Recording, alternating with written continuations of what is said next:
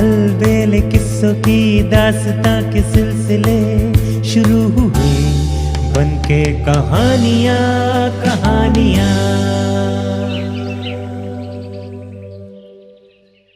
आइए सुनते हैं आज की कहानी।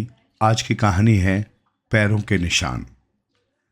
हमेशा की तरह आज भी तेंजिंग, दोरजी नोगे, सुखबीर और कांछा अपने सारे दोस्तों के साथ भेड़ बकरियों को चराने के लिए जंगल की ओर निकले। धनमाया और उसकी सहेलियां अपनी अपनी भेड़ बकरियों के साथ निकल चुकी थी। जब सारे दोस्त एक जगह जमा हो गए तो उन्होंने सोचा क्यों न कोई खेल खेला जाए। कोई कंचे का खेल खेलना चाहता तो कोई कबड्डी, कोई लंगड़ी टांग तो कोई गुल्ली डंडा। धनमाया कहने लगी, तुम लोग जो चाहे खेलो, मैं तो आज नहीं खेलने वाली। सुखबीर कहने लगा, ठीक है भाई, आज हम इसे किसी खेल में शरीक नहीं करते। पता नहीं ये क्या सोचती है। दोरजी कहने लगा, हाँ ये नक्शड़ी है, ये भेड़ बकरियों की देखभाल करे पर हम खेलेंगे। कंछा को अपने दोस्तों की बातें अच्छी नहीं लगी। धनमाया बुरा न माने ये सोचते हुए वो उसे समझाने लगा, देखो तुम दोरजी की बातों से दिल छोटा मत करना। उसे बात करने की तमीज नहीं है। तुम्हें खेलने की इच्छा नहीं है तो कोई बात नहीं। हम सभी यदि खेलने में जुट गए और एक दो भेड़ बकरियां भी गायब हो गईं तो घर में डांट डपट खाने की नौबत आ जाएगी। इसलिए आज हमारी भेड़ बकरियों की देखभाल करो। कांछा की बातों से धनमाया खुश होकर कहने लगी, तुम ठीक कहते हो भैया, तुम लोग खेलो, मैं भेड़ बकरियों की देखभाल करती हूँ।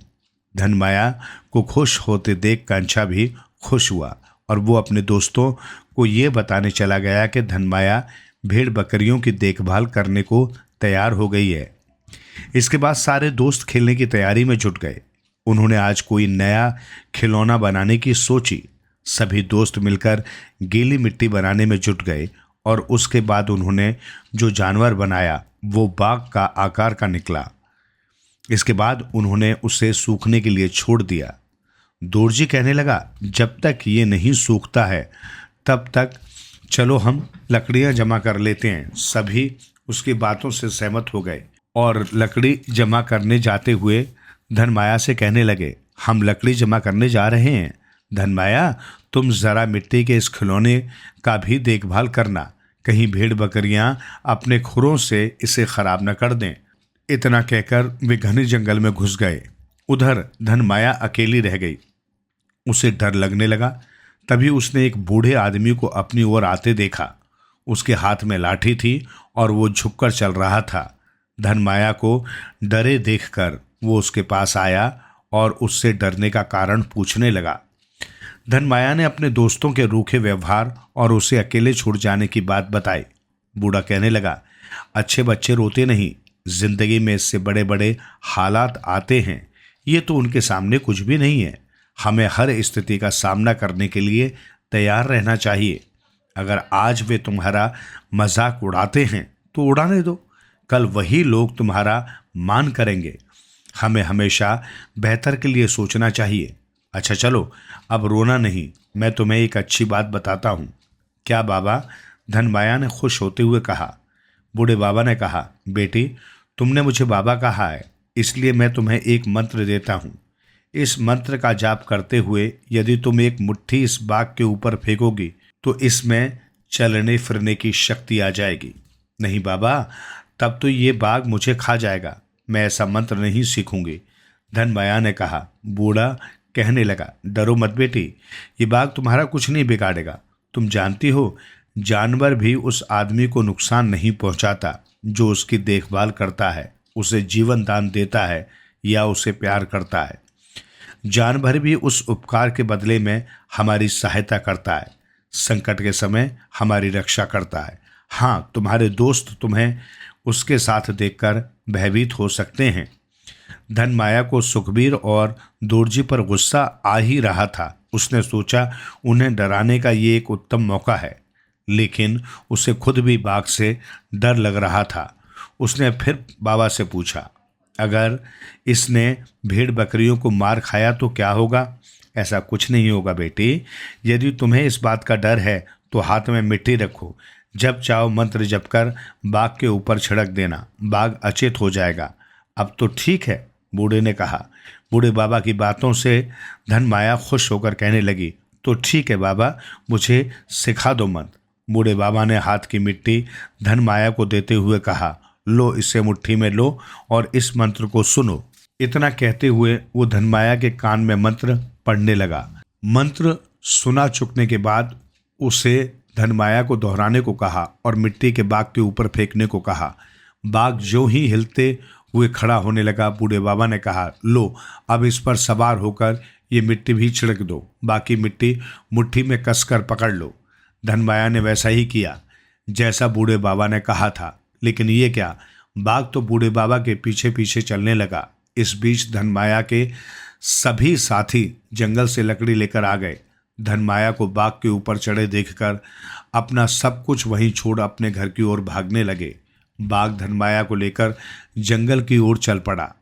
कुछ देर बाद बाबा भी आंखों से ओझल हो गए। अकेले अपने को जंगल में पाकर वो बुरी तरह घबरा गई। उसे ऐसे भी बाबा की बातें याद आई। उसने हाथ की मिट्टी बाघ के ऊपर फेंकी। बाघ अचेत होकर जमीन पर लेट गया। धनमाया को चोट आई, दर्द से वो करहा उठी। उसकी आवाज़ सुनकर एक बूढ़ी औरत दौड़ती हुई आई। उसने ज़मीन से धनमाया को उठा लिया और उसे पुचकारने लगी। रोती बिलखती धनमाया ने उसे सारी बात बताई तो बुढ़िया ने कहा, तुम चिंता मत करो, तुम्हारे जैसे यहाँ कई बच्चे हैं। जब तक तुम्हारे माँ बाप यहाँ नहीं आते तुम यहाँ उन बच्चों के साथ रह सकती हो। असल में वो मायावी है जो सीधे साधे बच्चों को बहला फुसलाकर अपने जाल में फंसा लेता है।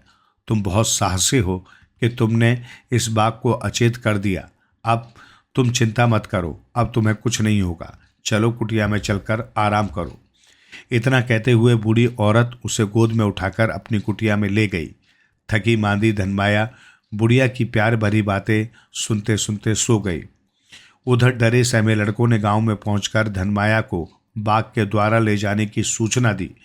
गांव वाले तुरंत ही धनमाया को ढूंढने और भेड़ बकरियों को लाने लाठी भाला लेकर जंगल की ओर चलने लगे। धनमाया की मां ने कहा, जरूर ही वन देवी हमसे नाराज है, इसलिए मेरी बेटी के साथ ऐसी घटना हुई है। हमें तुरंत ही उनकी पूजा की व्यवस्था करनी चाहिए। पिता ने कहा, हाँ तुम लोग चलो, मैं पूजा की सामग्री लेकर आता हूँ। सभी जंगल में पहुंचे। सूरज ढल चुका था। धनमाया कहीं दिखाई नहीं दी, लेकिन भेड़ बकरियों को सही सलामत चरते देखकर उन्हें यह अनुभव हो गया कि धनमाया जहाँ भी है सुरक्षित है। धनमाया की माँ वन देवी की प्रार्थना करने लगी, उनसे माफ़ी मांगने लगी और बेटी की सुरक्षा की कामना करने लगी।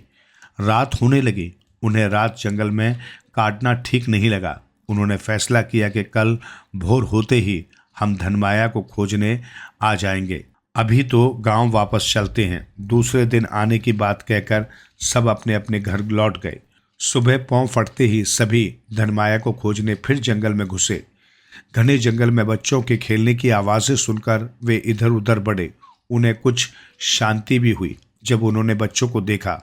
उन्हें आवाज़ें दी, पर बच्चे उन्हें देखते ही डरकर गुफा में घुस गए।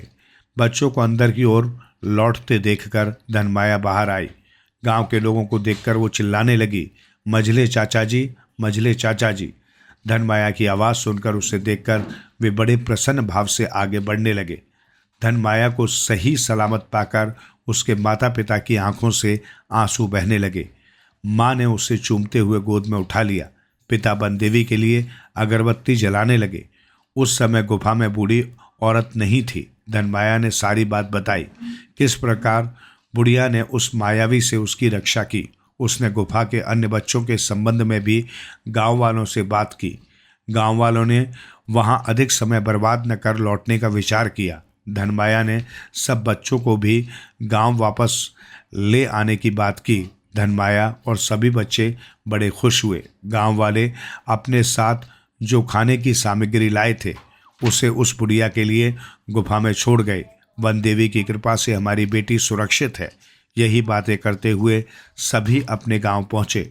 उसके बाद सभी ने अपने अपने ढंग से वन देवी की आराधना की। गांव वाले साल में एक बार पूजा की सामग्री लेकर उस गुफा में जरूर जाते, पर उससे मिलकर उसका धन्यवाद करना अब तक संभव नहीं हुआ था, क्योंकि फिर कभी किसी ने उस बुढ़िया को वहां नहीं देखा था। कभी कभी उसके पैरों के निशान आसपास जरूर नजर आ जाते,